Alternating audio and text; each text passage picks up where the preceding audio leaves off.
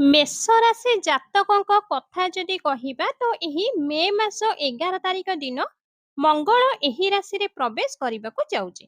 ଏହି ରାଶିରେ କେବେଠାରୁ ଅଲରେଡି ଶନିଙ୍କର 7.5 ଚାଲୁଅଛି। ତ 11 ମେରେ ଏହି ରାଶିରେ ମଙ୍ଗଳ ପ୍ରବେଶ କରିବ।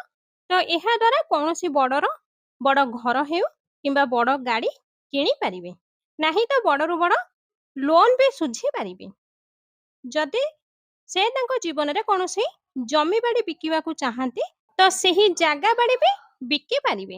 ଆଉ ମଙ୍ଗଳ ଏମିତି ବି କରିପାରେ କି ଆପଣଙ୍କର ବଡ଼ରୁ ବଡ଼ ଅପରେସନ୍ ହେଇପାରେ। ଆଉ ମଙ୍ଗଳ ଆପଣଙ୍କୁ ବହୁତ କ୍ରୋଧିତ କରିପାରେ, କିନ୍ତୁ ଆପଣ ଏହି କ୍ରୋଧକୁ କାବୁ କରିବାକୁ ସବୁଠାରୁ ବଡ଼ କାମ ହେବ।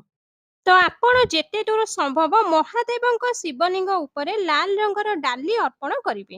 ଲାଲ ରଙ୍ଗର ଡାଲିକୁ ଜଳରେ ପକାଇ ସେହି ଜଳ ଓ ଲାଲ ଡାଲିକୁ ମିଶାଇ ଶିବଲିଙ୍ଗ ଉପରେ ଯଦି ଢାଳି ଦେବେ, କ'ଣ କରିବେ ନା ରାତିରୁ ଲାଲ ଡାଲିକୁ ପାଣିରେ ଭିଜାଇକି ସକାଳୁ ସ୍ନାନ କରିସାରି ମନ୍ଦିରକୁ ଯାଇ ସେହି ଡାଲିକୁ ଜଳ ସହିତ ମିଶାଇ ଶିବଲିଙ୍ଗରେ ଅର୍ପଣ କରିବେ। ଆପଣଙ୍କର କଷ୍ଟ ଦୂର ହେବ।